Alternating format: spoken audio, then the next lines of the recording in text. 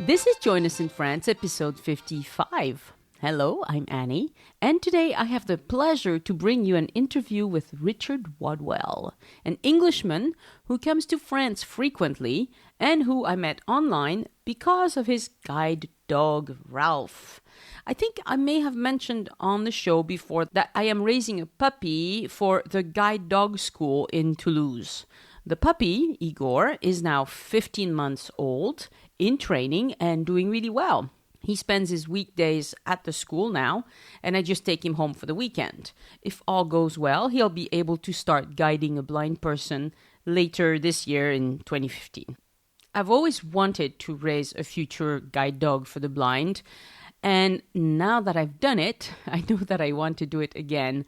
Anyway, I created a Twitter account for Igor, the future guide dog. He's at Élève Chien Guide on Twitter. It means guide dog in training. And, as you do on Twitter, I looked for other guide dogs.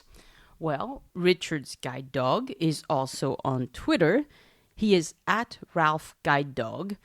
And it turns out he has a wonderful sense of humor. He makes me smile every day. And one day, Ralph, the dog, said he's coming to France again. So I said, "Why are you coming to France?" And he told me. And he's about to tell you too. Richard is a tech-savvy, sight-impaired man who, it turns out, also has a great sense of humor. And I think he got it from Ralph the dog. He knows a lot about getting around in France. He's going to share with us what it's like. And I think it's great to have somebody who's willing to let us know how he copes with a significant disability and just makes the most of it. He's really inspiring and wonderful. So without further ado, here's Richard. Hello, Richard. How nice to talk to you today. Thank you very much. Nice to speak to you too. Wonderful. Thank you for coming on the show. Now, like I just explained, today the topic is a little bit different because it's not 1000% about travel. Although we'll get to travel, it has a big part in this too. Richard, do you want to tell us a little bit about yourself to begin with so we can get to know you? Sure. My name is Richard Wadwell. I live in Skipton in the north of England. I live in a small market town called Skipton, which is in North Yorkshire. Any of your UK listeners will know that Yorkshire is the greatest county in England. Oh, certainly. I don't think there's any controversy about that at all. No. I think the emails will be flooding in already now. I'm 36 years old. I'm a visually impaired person, which means that I have some remaining eyesight, but not very good eyesight. That's a result of having cataracts removed when I was very young. Oh. So I can see sort of shapes and colours and objects that are very close to me, but no sort of distance. So people who are familiar with those charts that you see when you go to the opticians, I can't really read anything on those charts. In fact, someone would have to tell me that there was a chart there to start with, and then I'd have to get up close. Yeah. So I hope that gives an impression about what my eyesight's like. And one of the ways I deal with that, and one of the things that I know you want to talk about today, is that I have a guide dog called Ralph. Right. And it's really, Ralph who looks after me, takes me to the places I want to go, and sort of acts as the guarantee of my independence. Yeah. And the reason why I connected with Richard and Ralph is because I'm a volunteer in that I raised a puppy to become a guide dog. So he's going to be a guide dog, I hope, by the end of this year. His name's Igor, and I found it's really important for me to understand what's it like to use a guide dog, because I can see perfectly well, although with glasses, but and it's been important for me to understand, and so I try to chat with people who have vision impairments, and who use guide dogs, so I can better understand what it's like. So that's one of the things that linked us up. But then I discovered that you actually come to France quite a bit, right? Yes, that's correct. I visit France at least 4 or 5 times a year. Yeah. Which is, I realise how very lucky I am to have that many holidays. I'm very lucky in that my mum and dad now live most of the year in France. They retired to France several years ago. Um, Aha. but I've always been a very keen visitor of France. I've been taking holidays in France since I was about 6 years old. Mm-hmm. Um, and I mean, obviously, it's Britain's closest neighbour, so it's a logical place to go. So you But it's speak some French too, I suppose. yes, I mean, my French is nowhere near as good as your English, unfortunately. In fact, some people think that I've invented my own sort of dialect in French, but I do try and get by in French.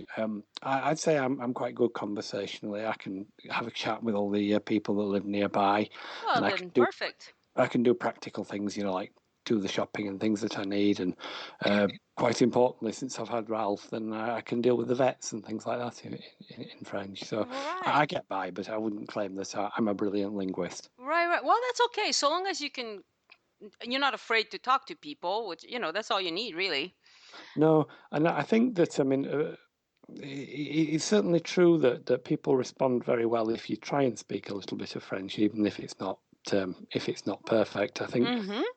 I think English people, when they go to France, you've got to think how you would feel if you're sitting in your place of work and somebody sort of comes in and starts speaking to you in a foreign language. I think you maybe feel a little bit affronted, because it's exactly the same if you go to France. So, I mean, I think all you need Yeah. to do, if you're not a fluent French speaker, is just learn a few words, hello, thank you, that kind of thing, and that'll take you an awful long way. That's right. A little bit goes a long way. Okay, well, before we start talking about what's it like visiting France for you, let's talk about the dog. Because, I Sure. love dogs. So, how People long? always want to talk about the dog. Exactly. I bet this happens to you all the time, right? They Yes. don't want to talk to you, they want to talk to the dog. That's exactly it. Yes, he's the star attraction. I know my place. So, how long have you had Ralph?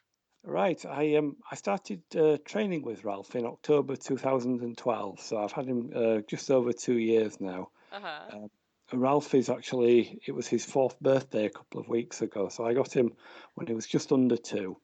So, he Um, had just finished his training pretty Finished much. his training. He was fairly young for a guide dog. He did quite well. They're often about, or certainly the British ones, they're often around 2 years old. Oh, But Ralph's obviously top of the class, a bit of a high flyer. that's Goodness knows great. why they paired him with me in that case.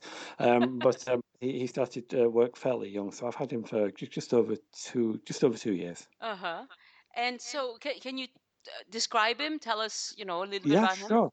He's a cross between a Labrador and a golden retriever. Ah, So he's literally a 50-50 cross. His dad was a pure golden retriever, and his mum was a pure Labrador. uh-huh. Um, that's the most popular cross for guide dogs in Britain. About 65% of our dogs are Lab Retriever crosses. So Right. obviously he's got the yellow coat. He doesn't really look very much like a retriever. He's got very dark coloured ears and quite long hair on his back. But apart from that, he looks a lot more like a Labrador than a retriever. Yeah. Um, his personality he's quite an interesting one. He's a very confident dog. He's not the type of dog that will that will become nervous in any situation or be discouraged by anything. Mm-hmm. Um, he's very inquisitive, sometimes a little bit too inquisitive. And he's very much a people motivated dog. So I mean, he loves company.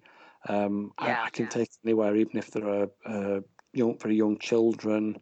I've taken him into environments where there have been quite noisy people and things like that. He's not bothered as long as he's got company. He's very happy. Yeah. Yeah. So, do you let him kind of go say hello to other people?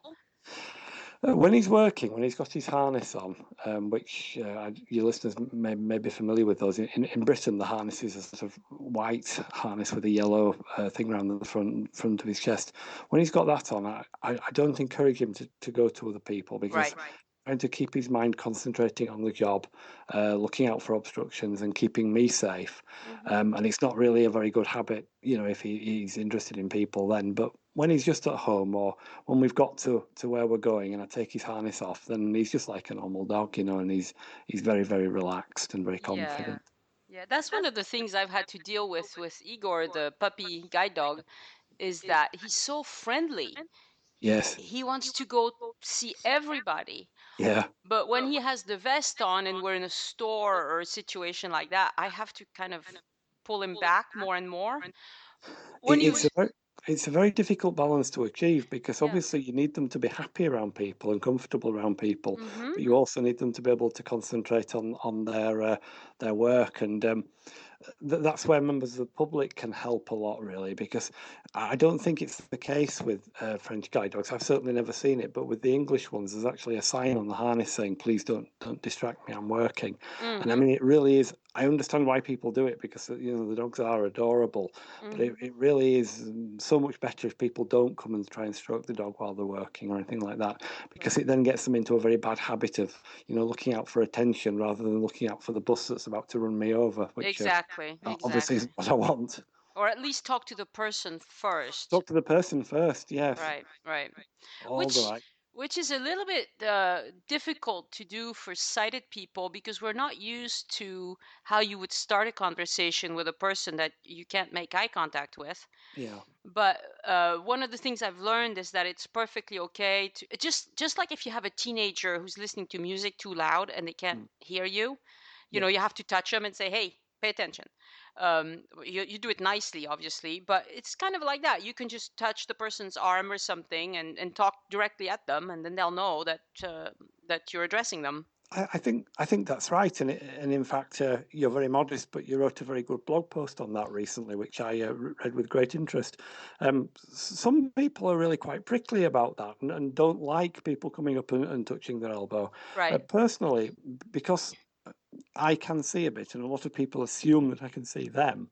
Mm. I find it very difficult to know when people are talking to me, and I would much prefer somebody to just come up and touch my elbow just to indicate that they're talking to me. Right. Otherwise, I might end up ignoring them, and they'll form the impression that I'm a very ignorant person or something. Yeah, They may well it's form that impression anyway, but I'd like to get them to do that in conversation. That's great. That's great. So, so I want to know: is Ralph a saint of a dog, or is he like an average dog? Well, I don't know. Sometimes people build up this impression about guide dogs like they are saints. Mm-hmm. They are, after all, animals. They're animals that have been highly trained. Mm-hmm. But there are some times when the excitement's so much, of course, that training can break down. I mean, Ralph is very well behaved, and there are certain things that I know that he will never do. I hope I'm not speaking too soon here, but he will never go to the toilet in areas that he's not supposed to. Yeah. He'll never beg for food if we're in a cafe or a restaurant or anything Right. like that. He'd never bite anyone or be aggressive. Right. Um, and he never barked in public either. Mm. Um, so there are those things that you can 100% rely upon.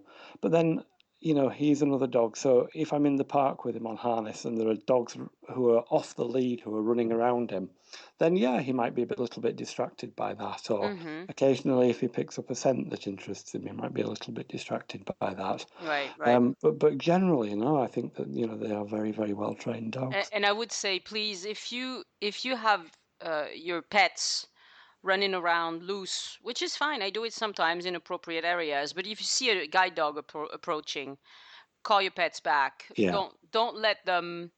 Uh, I mean, it's okay to interact with it's okay for the guide dogs to interact with other pets when they're off, when they're not working. But that's if it. but if they're working, then you need to call your dogs back. And there's been terrible instances of guide dogs that have been attacked by other dogs, and because they're trained to be so docile and so friendly, they don't bite back. I mean, That's exactly it. yeah, It's it's really quite a serious problem.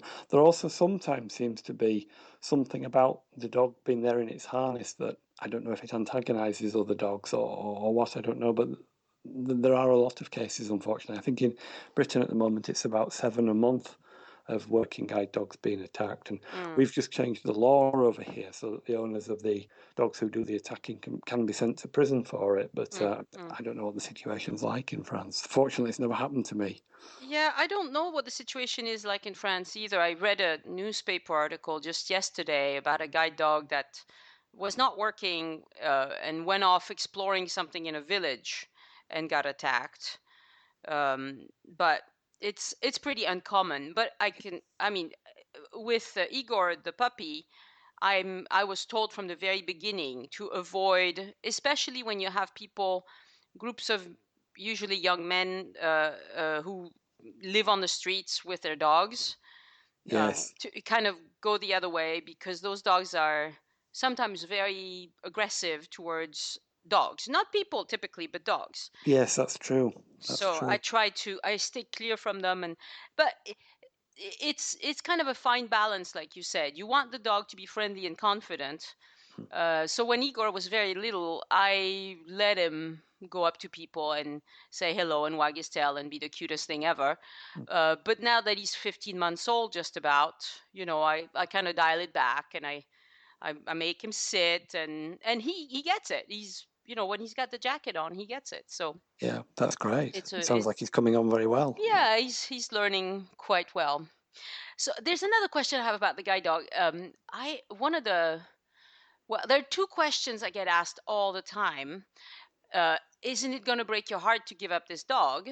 And the answer is, of course, it's not going to be a happy day, but it's for a greater purpose. And I know from the beginning, that that's why I was raising him. Yep. So you kind of, I think I'm going to do fine with that. But the other thing people tell me that I find really unsettling is they say, oh, guide dogs, it must be such a sad life. Right.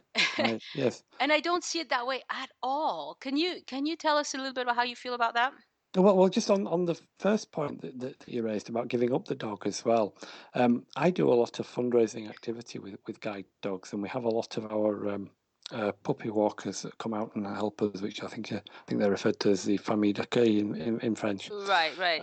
And Foster families kind of thing. yes, exactly, yeah. Yeah. And they often say, well, yeah, it is very difficult to give the dog up at the end of the period of training.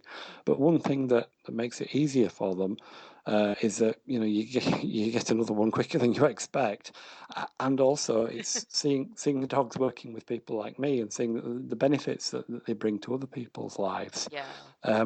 And one of the reasons why we use Labradors so much. And don't use German Shepherds as much as we used to, is that they bond so easily with people. So you'll be heartbroken the day you have to give Igor to go and live with somebody. But Right, right. unfortunately, dogs being what they are, you can guarantee that within a couple of weeks of living with that person, he'll have totally bonded and attached to the new family. And I'm under no illusions. When Ralph retires, if he has to go and live somewhere else, I think within a couple of weeks he'll have forgotten about me. He won't care about me Well, I anymore. don't know that they Just forget, who, but they who, do who bond very well with whoever they live with, it's you know. who doles out the food at the end of the day. I think. Which actually, to be fair, I'm a bit the same myself. But Exactly. um, Exactly. but about the question about them having a miserable life, I have heard that before, but Yeah. I totally disagree with it. Actually, went to a hospital appointment a few months ago, and Ralph was with me, and uh, we had to wait absolutely ages because the health service in Britain is so bad these days that I'm surprised I wasn't taken out of there in a coffin. But so we'd been sitting for a bit, and I heard these two ladies a couple of rows back in the waiting room, and one said to the other, "Oh, isn't it awful bringing that dog here, the poor thing?" And Mm. I sort of thought to myself, "Well, what do you think he'd prefer, being at home by himself, Right. with nothing to do?" I mean, the thing that dogs want most, particularly if they're Labradors, is food, and of course, guide dogs get a very good diet, and it's a proper diet. It's not giving them the sort of rubbish that from your own table. It's proper high quality dog food. Yeah. The second thing that Labradors want is also food. But the third thing is human company. Yeah. And a guide dog, unlike somebody's pet dog, will always have company. It goes Yeah. everywhere that the owner goes, so it's never left by itself. I mean, in the 2 and a bit years I've had Ralph, I probably never left him for more than at the most 3 hours by himself. Right. And dogs love that. Of But course. you also have to remember that they're bred and they've been bred for generations to work. Hmm. And it's what they do. It's what makes them happy. Yeah. Ralph is a real sleeper. I mean, he would happily stay in bed till 10 in the morning if I let him. But as soon as I go to the front door of my house and pick up his harness, he just has to hear that rattle of the harness and he comes rushing down the stairs And he to go comes. out. Now, if he wasn't happy with his work, um, he wouldn't do that, That's right. And there are sometimes dogs that don't like working on the harness and they have to be withdrawn from service. But Hmm. the majority of guide dogs have a very good life. They get good food, they get all the veterinary care and treatment that they need, and they That's have right. plenty to engage their minds, and that makes for a very happy dog. They wouldn't work if they weren't happy. I mean, if Ralph wasn't happy, he probably would put me under a bus. So he hasn't done that yet. So. He could. He could, yeah, he could. He might do it this afternoon if he doesn't agree with what I'm saying now. But So I bet you get to meet all sorts of people just because you have a guide dog. yeah, that's true. And sometimes people say to me, does it help you, get an introduction to the ladies, But Exactly. unfortunately, the problem is with that yes, everybody wants to speak to the dog, but Ralph is such an attractive and friendly dog that they don't notice me. I mean, it could be Leonardo DiCaprio on the other end of the heart. No one would notice. It's just Ralph that they want to be interested in. And they sort of look at me at the end and say, oh, yeah, he's yours, Oh, is he? here's a guy. Type of thing. So, yes, but you do get to speak to people. And the serious point about that, because, I make a joke of it, but the serious Mhm. point about that is before I got Ralph, I had to go around using a white cane. Right. And people are very good if they see someone with a white cane. They get out of the way, but they Hmm. never speak to you. That's right. Uh, and when you spend all your time going around, sort of not really able to see other people's facial expressions and reactions to you, the world can seem quite a sort of lonely place. Yes. But the dog, as well as being a mobility aid, it breaks down those barriers. It's a sort of social aid as well because people will interact with you. And just occasionally, I managed to get them off the subject of the dog and start talking about myself a bit. And I've met some really interesting and very very friendly people as a That's result of having wonderful. dogs who I would never have spoken to before. So Yeah, yeah. And I found the same thing just having a guide dog puppy. yeah. People come up and talk to me constantly at stores just because I have the guide dog puppy. Um, and but I do also see how one day, I don't know what got into me, but I kept my sunglasses on in the store. Igor was good size, and people don't know the difference between a working harness and Oh just no, no, a no. Yeah. jacket that indicates that he's in training.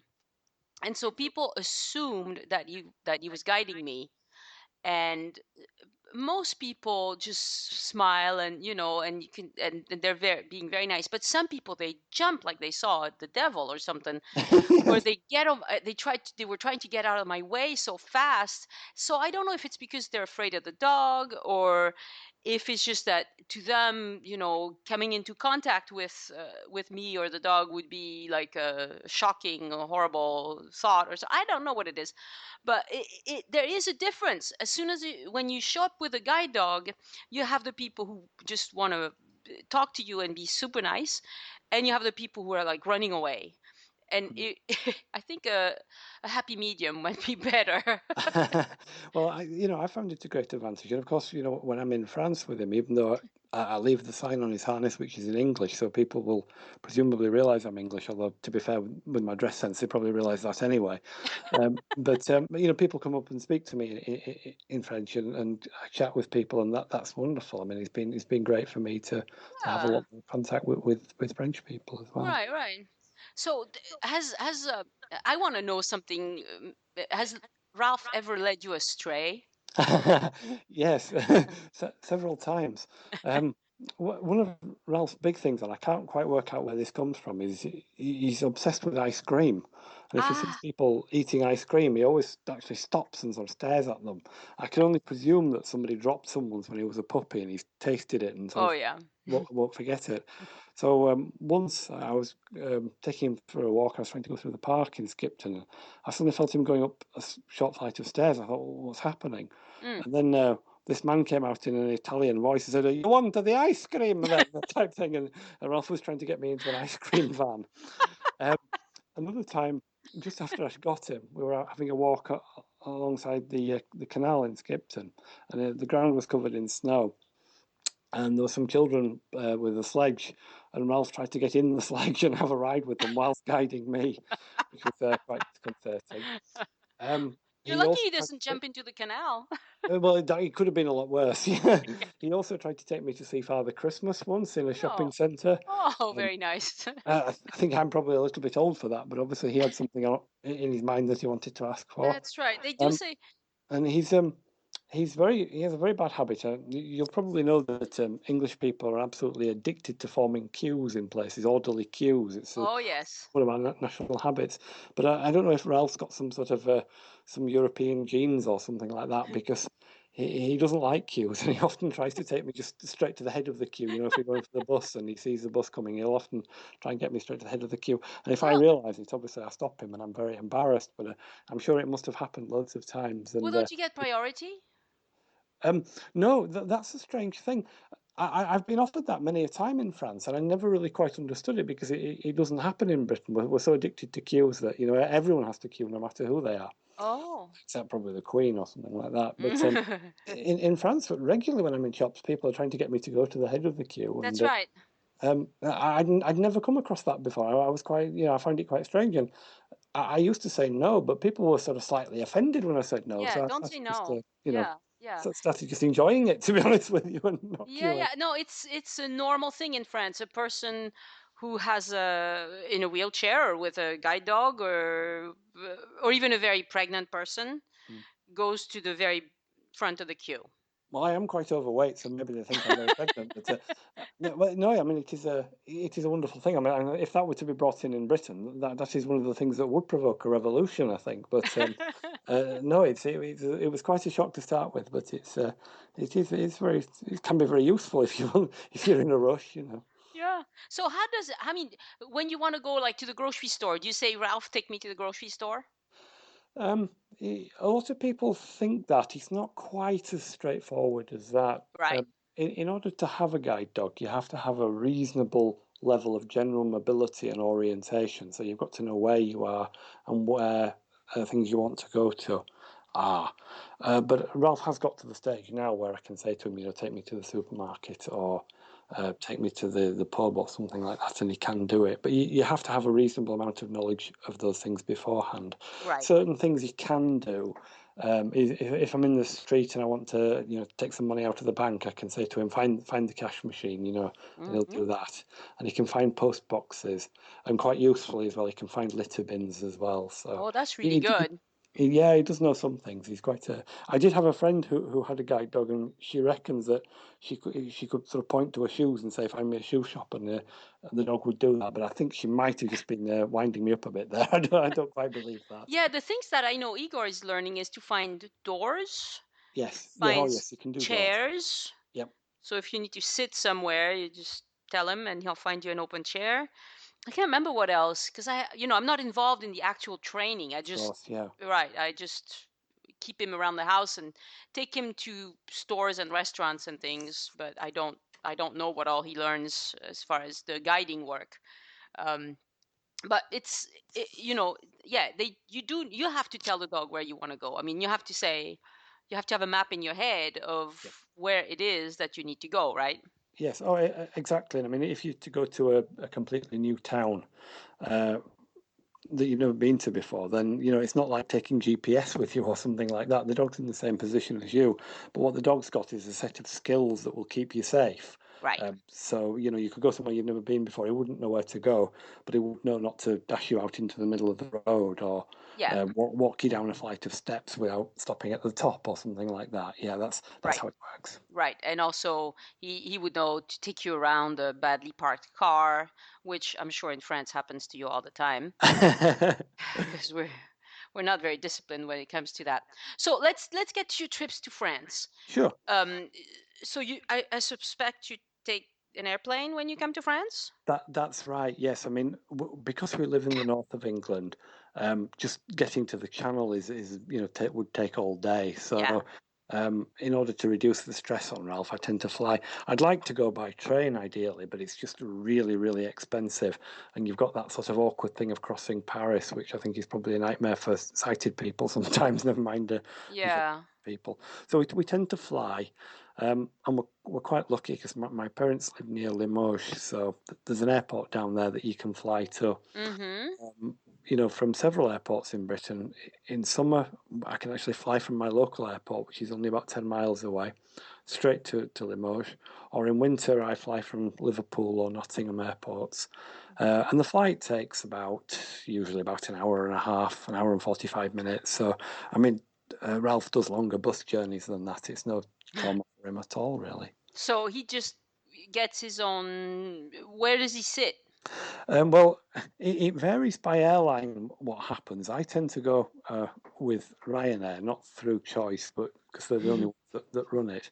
And basically he gets nothing. He has to go at my feet. So he goes basically with his sort of back end under the seat in front of me, and his head and front paws just between where my feet would be. So it's very crammed. It is very cramped, unfortunately. It's not ideal. I wouldn't want to do a long flight like that. The staff are usually very good in that if the plane isn't going to be full, they make sure that the seat next to me is empty as well, so he gets a little bit more room. Yeah. Some airlines do it differently. Some give you a seat especially for the dog, Right. so he's got a bit more room. But obviously, Ryanair, everything they charge for everything, so that doesn't happen. Right, and they're not allowed to charge for the dog, right? No, Right. Can't be charged for taking a guide dog on any scheduled transport anywhere within the EU. It's that's just one of the advantages of European law. So they're not allowed to charge for that. They would do if they could, but he doesn't get the baggage allowance. Yeah, and then once you get to France, do you get picked up? Do you take a taxi? How does it work? It varies. If my mum and dad are there, then I would get picked up from the airport. They live very nearby, or I have taken taxis in the past. Taxis in France are incredibly expensive. I've noticed it's sort of quite eye-wateringly expensive. It's a really short journey, and it's about 40 euros. I know, it's ridiculous. So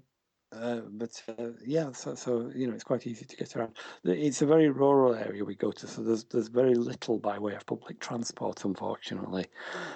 So yes, it will be either being picked up or getting a taxi.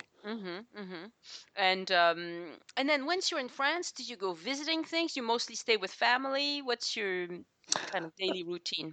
Most of the time, because I've been going for so long, it's mainly doing family things, and because we're so rural over there, then we can go for nice walks and things like that in the countryside, and I can let Ralph off his lead and give him some good exercise. Obviously, I do the touristy things. I mean, Limoges itself is a very beautiful city. It's got several very interesting museums, a lovely cathedral and gallery.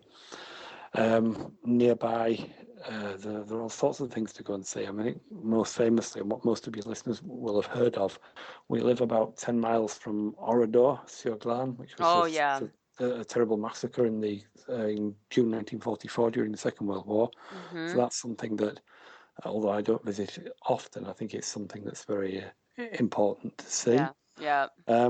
And then there are other things for people who are interested in touristy things. I mean, Limoges is very famous for all its porcelain, so you can go look at the porcelain factories and things like that. And I do touristy things, and occasionally I travel to other bits of France, which I don't know as well. So, for example, last year I went down to stay in Aix-en-Provence, which was very good fun. And did loads of touristy things there. It's quite nice to go to France as a tourist sometimes and enjoy myself in that way. But there are absolutely loads of things to do. So what sorts of visits do you enjoy? I mean, I'm asking this because a long time ago, my husband and I were living in the US at the time, and he had a coworker who was also partially sighted, or what in America they would call legally blind. Yes. And he could see a very little bit. And one day we went on a business trip. Well, my husband and this man were on a business trip together, and the wives decided to join because we were going to Chicago, and I had never seen Chicago, and neither had the other lady, so we decided to go. And one of the things he really wanted to do was to go to the art museum. And I was so surprised because he would get right up to the art and take pictures.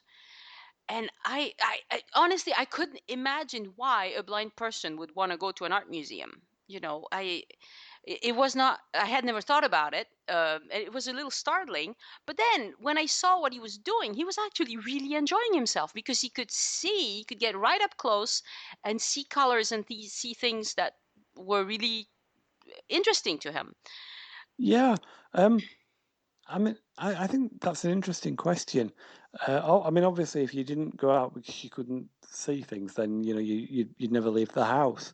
But Yeah. museums and galleries and things like that are very well adapted these days. Mm-hmm. A lot of them have large print uh, leaflets and things to look at, tactile models of the exhibits and things that you can feel. Mm-hmm. French museums in particular are very good for having sort of recorded tours of the Yeah. museum that you can listen to as you go around, so you get somebody describing it. And the museums in Limoges have that. So Mm-hmm. there are a lot of ways around it, and I think that the trick is probably also to go with a friend and have somebody that can describe things to you, Mm-hmm. and that makes it a really enjoyable day out. Yeah. And also just hearing the sounds and feeling the space, because a museum is a different kind of place. Like everything echoes differently, and it's quite Exactly, and it's a different particularly if experience. you get, say, for example, with medieval buildings and things like that, then you get the sort of contrast in the warmth of the outside and the cool in the building, Mm-hmm. and the different lights and things like that. So yeah, I mean, there's a lot of different things to experience. Yeah, yeah. Do you find that getting around with Ralph France, is it harder or easier than in Britain, or is it the same? Or It's very similar, really. I mean, we're quite lucky in that much of the legislation that protects our rights to go in public places as guide dog owners is pretty much the same in Britain as it is in France. In fact, I get the impression sometimes it's probably slightly better enforced in France. mm, Um, but I've never had any problem with him while I've been there. I've taken him in all sorts of different shops and cafes and things like that, and nobody's ever objected to him. It's oh yeah, quite the reverse, really. So yeah, I've found it absolutely fine. A taxi driver over there was telling me that a lot of taxi drivers don't like taking the guide dogs, but they realise that they have to, so they do it. yeah. Which is the same over here. I don't know why it's always taxi drivers. Presumably the hairs get all over the seats or something like that. But Well, but most of them have leather seats. It's yeah, easy to deal with dog hair on leather seats. It's not a big deal. I don't know. I don't get it. it's a strange one. But if you are ever are going to have a problem in Britain, unfortunately, it is with taxi drivers. So Mm, mm. I don't know why that is. It must be maybe there's something about the temperament of them. But uh, And I don't know what it's like in England, but in France, the dog is trained to sit.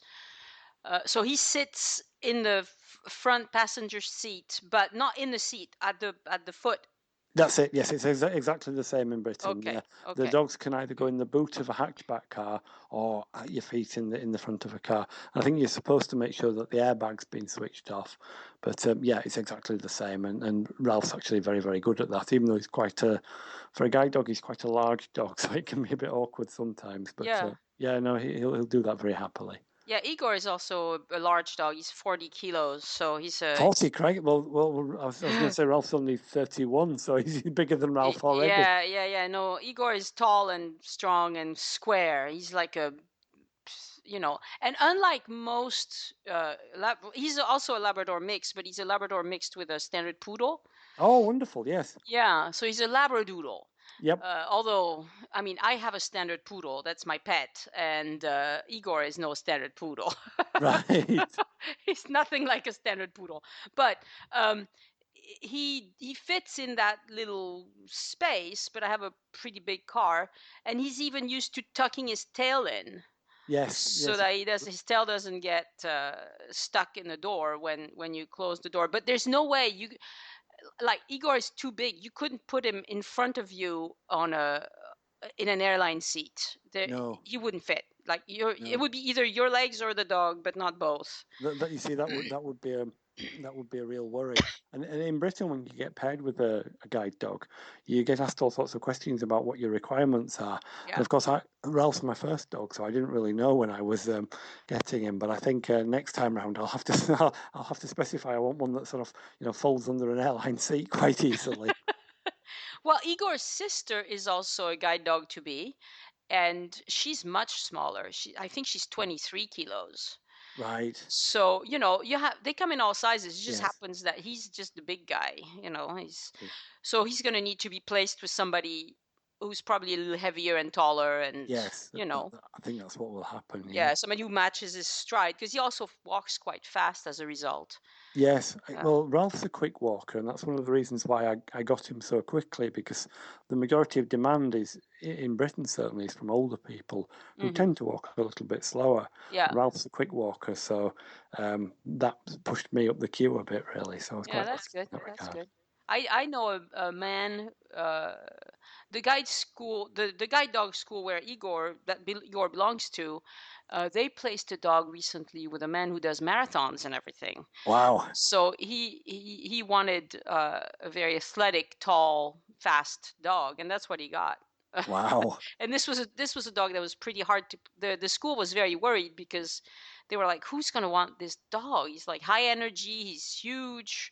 And then they found a man who runs marathons. And that's ideal, yes. Perfect. So they do match the dog to the lifestyle and the pace of the I don't know how do you say that, the owner, is that the guide Yes, dog owner? in Britain we tend to refer to guide dog owners, Yeah. which is the equivalent of maître du chien guide in French, I think. Right, right. In French, it's maître chien, so it's the master of the dog, and that's also the terminology that they use for, like, if a police officer uses a dog, then Oh, he's also a maître chien, and etc. For all right. sorts of use. Um, so you get around France just fine. Ralph just finds his way around the shops and all that just fine. The same. Yes, I mean, France is, it is very, very similar. I think, yeah, obviously, there are some differences which apply more to me than to Ralph. I mean, for example, you drive on the wrong side of the road over there, so No, we don't. I beg to differ. well, um, all right then. I'll put that more diplomatically. You drive on the right-hand side of the road. Um, Exactly. Thank you. oh dear, which I always have to remember when I'm crossing. Um, Yeah. Oh, that's right. Yeah, I mean, it's a bit of a myth that people have that they think that the dog decides when to cross the road, which isn't strictly true. It's me that decides, and the dog will stop me getting run over if I've made the wrong decision. Right. Um, so that is a little bit more challenging. It's something that I have to be aware of. Um, Yeah, you have to listen to traffic coming from the other direction. Traffic coming from the other direction. Yeah, I mean, it comes so naturally to me now to switch between the two that that's not Mm. really a problem. But I would sort of urge any sort of blind person who's thinking about sort of hopping on the Eurostar just to be very careful when they're coming out of the Gare du Nord, because it is the other side, and you don't want to make that mistake. Um, so there's that. You said about the pavement parking earlier.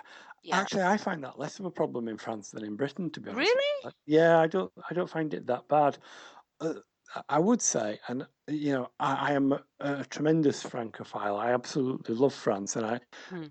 I won't make myself very popular with British people by saying that I think the majority of things in France are probably better than over here.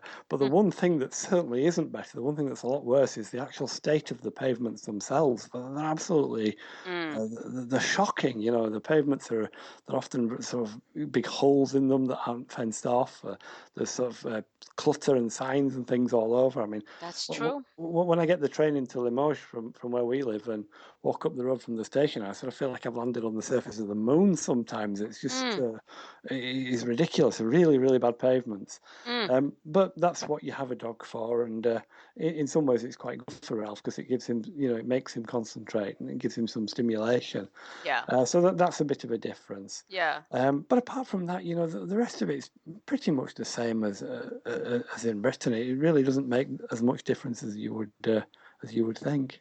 So you used to come before you had Ralph. You came to France with a cane, Yes, yeah, I've done that and before. was that okay? That was okay. I would probably have been a lot more reliant on other people than I am now Mm. to guide me around and to help me. But yeah, I mean the problems of using a white cane are just the same in France as they are in Britain, really, in that it's a lot slower. It only picks things up that are on at ground level.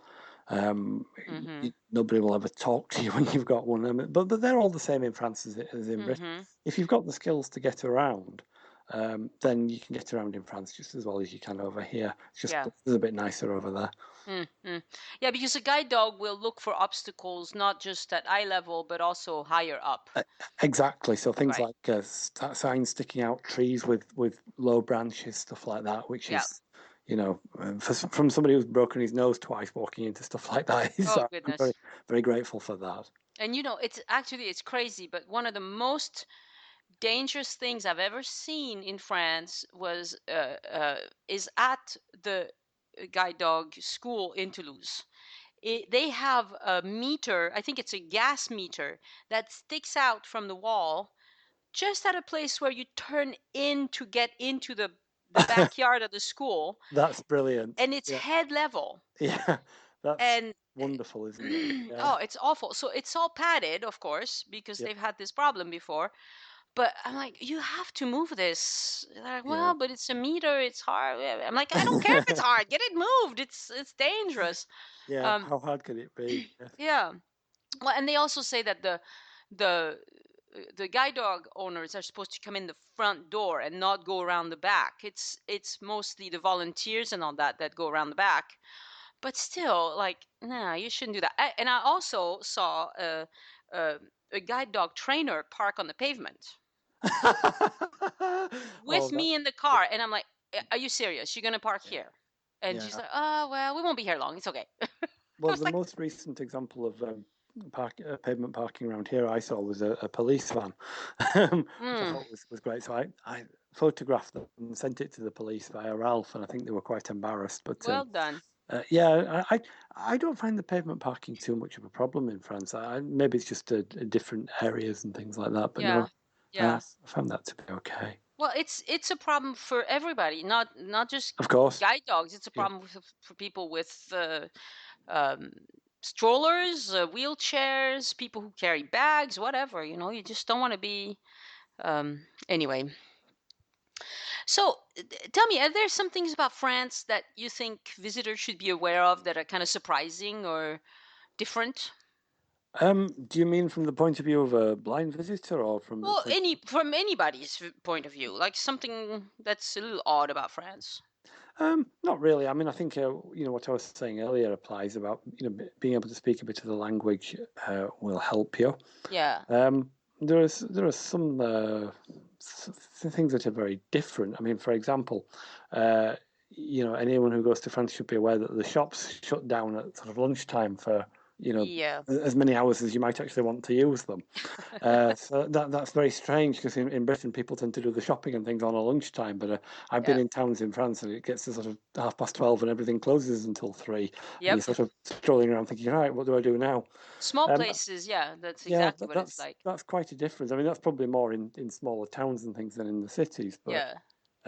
that really is a difference. Yeah. Um, the electricity in France is very different than over here. I've noticed that. I've noticed if you're in a house in France in winter and you've got all the lights on, if you want to boil the kettle, you've got to switch a few of the lights off, otherwise the whole place is. Oh, Uh, that's old houses. Yeah. Put it this way, that's happened to me loads of times in France, but it's never happened to me in Britain. So Yeah, yeah, yeah. Well, I'm it's a happy different to report system. that at my house that doesn't happen. Ah, well, But we've had a lot of electrical work done because it used to happen. yes, it's very strange. It's a very different supply from Britain. Yeah. Another thing that's very different about France from Britain is that in France, if you buy bread, it actually tastes of something. It's actually quite a nice experience. So I So do you recommend. I you do like recommend the food? to anyone going to France, they mustn't just buy the rubbish you get in supermarkets, but go into a proper boulangerie and Yeah, once you've had the bread in one of those places, you'll never want to eat normal bread again. that's So I right. mean, I just cringe when I think of bringing French people over here and giving them some of our bread because it's like eating sort of cotton wool or something like that. But Well, it's not the proper French, same. Yeah. In absolutely beautiful. in England, you don't eat that much bread as a result because it's not that pleasant, really. Yeah, well, exactly. Yeah, it's not a nice So do you have experience. a favorite French food? Oh, favorite French food. Well, I have to support the farmers of the Limousin, which is a beef rearing region. I mean, the beef that you Hmm. get in Limousin is absolutely out of this world. It really is. Really? Anything cooked with that, I would have to say. Um, That's Yeah, good. that's wonderful. Yeah, see, I wouldn't have guessed that because I'm not a fan of French beef in general. I think it's tough and not very good, but I haven't particularly tried the one in the Limousin. So, Ah, well, you must see, do. You must do. must do that. Definitely look out for some of it. Another, unfortunately, not as common as it used to be, but another Limousin delicacy, of course, is cider. It used to be a big Mm. cider apple growing area, and the local cider around there is a very good accompaniment to the beef. But yeah, Oh, very good. anything Limousin beef. Do you have a French favorite wine? Um, I'm not a massive wine drinker, to be honest with you. I know Okay. that's probably a heresy as far as the Well, concerned. I'll let you live this one I, time. I drink it with food, but it's not something that I really know a great deal about. I mean, Mm. the nearest sort of wine region to where we are would be sort of around Bergerac or something like that. So Mm. it's not like there's anything particularly local. I think if we lived somewhere different, then maybe I would be more keen on wine. But that said, I'm always keen to try different ones, and Sure. try and experiment. And do you enjoy the kind of, I suppose that your parents, because they've lived here so long, they probably have French friends and all that. Oh, loads, yeah, yeah. Right. So I do mean, you what the drawn out kind of lunches and the 3 hour lunch and Oh all that sort yes, of thing? it's absolutely amazing how long a meal can take, but it's wonderful. I mean, as you say, that they've lived there for years now. The village where they live, there are no other English people. Everyone's French. There's nobody that even speaks English. Oh, so they're not So, in an English colony. sorry? They're not in an English colony. Oh no, no, that the idea of that sort of slightly makes me cringe, to be honest with you. No, no, it's very French. We've got French friends, and they invite us round for a meal, and we sort of enjoy the food and drink with them, and then we sort of cringe because we think, well, crikey, we've got to invite them back now. What on earth are we going to give them? Um, but yeah, so no, I do enjoy that. I do like the way that in France meals are sort of it's probably not like this every day, but a meal can be a real event over there, and Sure, can go on sure. for hours, and can be really, really sort of convivial and social. Whereas here, I don't know, people seem to just sort of shovel the food down as quickly as they can to get it over with, really. Right, right, right. So do you have a favorite place in France that you visited? Um, Gosh, I'm going to be awkward now and say I've got three. Oh, Um, very I nice. I absolutely love the Haute-Vienne, which is the department of the Limousin where we live. It's such a beautiful area. The whole of it is just hills and woodland, and it's one of the few areas in France where the population's actually declining. So it's Yeah, it's so rural. huh. Obviously, the low population is great for people like me because it's less people to bump into. Uh, that's just I really feel it's where my heart is. Ah, If I have to be a bit more adventurous, then as I say, I visited Provence last year, and yep.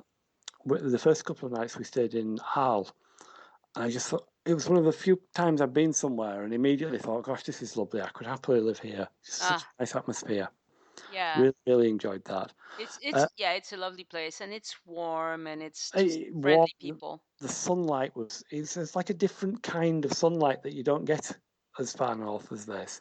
Do you see a little better when the sunlight is a little brighter, or does it hinder you? Actually, unfortunately for me, it makes things slightly worse. Yeah, that happens a lot, I'm Um, told. but, but it's just a nice experience to be in that kind of light, to be bathed in that lovely sunlight. And of course, Yeah. I gather it's very famous for all the painters and things, and I can see why. Sure, sure. And just the feeling of it on your skin is just It's nice. beautiful, yeah. Yeah. And then the third one, again, interestingly, this is another sort of feeling thing rather than what it's like to look at. But I really like the coast of Brittany so much. Mm, Standing on those beaches with the sort of onshore wind and the waves and everything. mm. Um, yeah, I absolutely love it there. I haven't been there for years, but I keep thinking I must go there again. Um, yeah, but they're all places I'll hike very, very much and feel, I feel very much at home in places like that. I'd say I feel more at home in those places than when I go travelling around, say, the south of England, to be honest with you. Huh, huh. So you're somewhat Frenchified. Yeah, I suppose I am a bit, yes. I'll probably be deported if anyone hears this now. Ah, that's okay. Brits, they have a big heart, right? Yeah. That's wonderful. So, Richard, do you have any advice for people who might be visiting France for the first time with or without a guide dog? um, if you're visiting France for the first time without a guide dog, just a normal sighted person, Yeah. I'd say read up as much as you can in advance and work out what you want to do. There's something for everyone in bits of France, but it's just about finding the right place. Yeah. But read up on it. There are loads of good websites and books and things you can get now. Yeah. And learn a few words of French if you don't know any already, just so that you can be on a level where you can at least be polite to people. Yeah. If you're coming with a guide dog, then it's obviously the advice is a bit more specific, but I would say make sure you've got your dog's passport sorted out at least 3 weeks before you want to travel. Find out the contact details of a vet near where you're staying, just in case there's any kind of emergency or anything like that. Yep. And also you'll need to make an appointment with that vet so that you can get the dog treated before you bring him back to the UK. And there's really good information for people that want to do that if they look on the on our British Department of Environment, Food and Rural Affairs website, all about what you need to do. And the French Embassy in London also have a very good website which deals with the requirements for taking your dog to France, which are actually not very onerous at all, but it's just about having a rabies jab and things like that. Yeah. And I would say also speak to your airline or whoever you're going to travel with beforehand. Let them know that you'll have a dog. Find out what their policies are and if there's anything you need to do for them. And you'll be a lot more relaxed about when you go if you've done all that. And then once you've got all that done, it's really not that much different from taking your dog on a bus or a train. So just sit back, relax, and have a nice holiday. Wonderful. Wonderful. Well, Richard, it has been a pleasure talking to you. It's been very instructive, and I must say, talking to you and seeing how closely bonded you are with Ralph, it gives me all sorts of hope for Igor that he'll be placed with somebody just as wonderful as you are, and who will rely on him, and that it'll be a very good match. Well, thank you very much. It's been great to talk to you and to get this sort of French perspective on things. And it's been very good fun. Thank you very much. You do have a blog, right? That's correct, yes. Do you want to tell us where your blog is? Yeah, well, if people just put in Richard Wadwell, that's wadwell.co.uk, it'll forward you to my blog. Wonderful. And you're also on Twitter. And Ralph is on Twitter. And Ralph is awesome on Twitter. I think Ralph's probably more interesting than me. Yes, it's at Ralph Guide Dog on Twitter. So if you go to Twitter and you go to @RalphGuideDog, it says he's the long-suffering guide dog to the human. All views are my own. They'd hardly be his, would they? Smirks. Yes, he's got a wicked sense of humour. I think he rather enjoys having a bit of fun at my expense. He's always making wise remarks, that dog. So I recommend your Twitter account and definitely your blog too, because I think it's important for people to kind of learn a tiny bit about what it's like for you and your guide dog, and then it won't be so strange when people run into people have impairments of any sort. They're just people like the rest of us. I mean, it's all about breaking down barriers and realizing that we're just normal people that want the same out of life as everyone else. Just go about it in a slightly different manner. And I do hope that you come visit Toulouse. I'd love to take you around. Well, that's you don't need to offer that twice. Oh, wonderful! I'll be looking on the internet for flights this afternoon. Wonderful! I look forward to meeting you and Ralph. Great, thank you very much. All right, thank you very much, Richard, and happy trails, I guess. Thank you very much. Okay, au revoir. Au revoir.